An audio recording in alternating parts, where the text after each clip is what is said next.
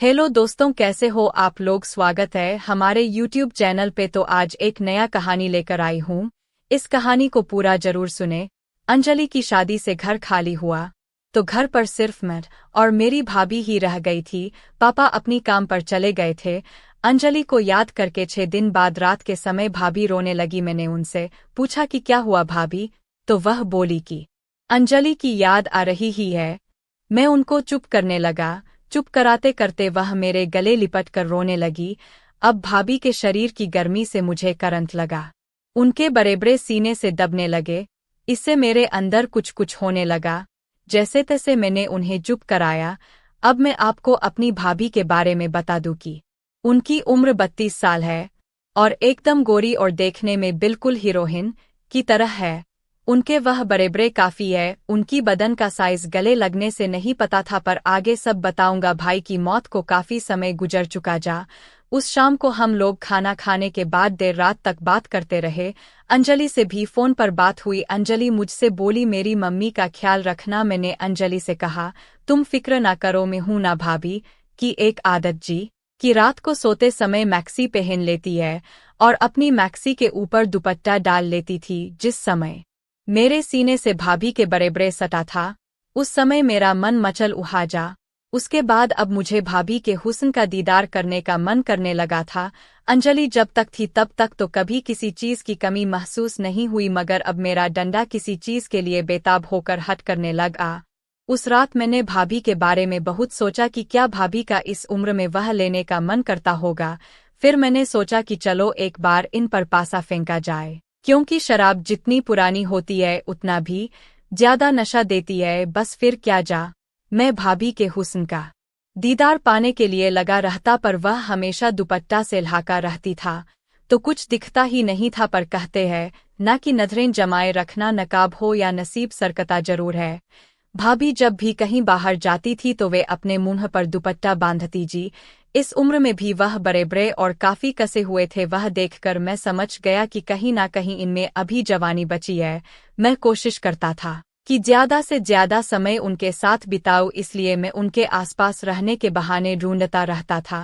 मैं उनके लिए कभी दूध वाली आइसक्रीम लाता, कभी रसगुल्ला, कभी कोई और सामान लाता और हम दोनों साथ में बैठकर खाते। भाभी सुबह उठकर सबसे पहले सुबह के काम करके नहा धोकर ही खाना बनाती थी। यह देखकर मैंने भी मन में ठान लिया था कि काम की शुरुआत जल्द ही की जाए। अगले दिन सुबह भाभी के उठने से आधे घंटे पहले उठकर मैंने एक गिलास पानी पिया और भाभी के उठने का इंतजार करने लगा। उनके उठते ही मैं ऐसा हो गया कि जैसे सो रहा हूँ। भाभी बाथरूम में चली गई। उनके जाने के बाद मैंने फिर बाथरूम के दरवाजे पर जाकर कहने लगा भाभी जल्दी बाहर आइए, मुझे वह करने जाना है।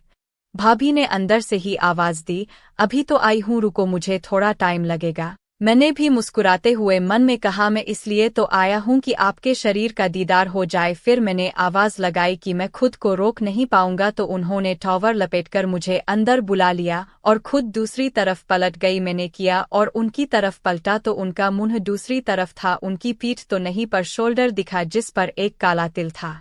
मेरा दिल किया कि अभी छू लूं, तभी भाभी बोली हो गया। मैंने कहा और मैं बाहर चला आया। फिर अगले दिन भी मैंने यही किया। पप्पू खड़ा किया और बाथरूम के दरवाजे पर पहुंच गया। मेरा पप्पू एकदम उहा हुआ था। भाभी के कपड़े भीगे थे और भाभी अपने बड़े वो पर हाथ रखकर मुड़कर खड़ी हो गई और कहने लगी तुमको 2 दिन से इसी टाइम वो लग रही है।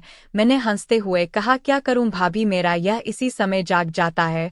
चाची भी मेरी बात सुनकर हंसने लगी। जब मैं पीछे मुड़ा तो मैंने देखा कि भाभी के गीले उनकी कमर और पीठ को ढके हुए थे, पर नीचे को नहीं ढक पा रहे थे। भाभी के नीचे भी गीले थे।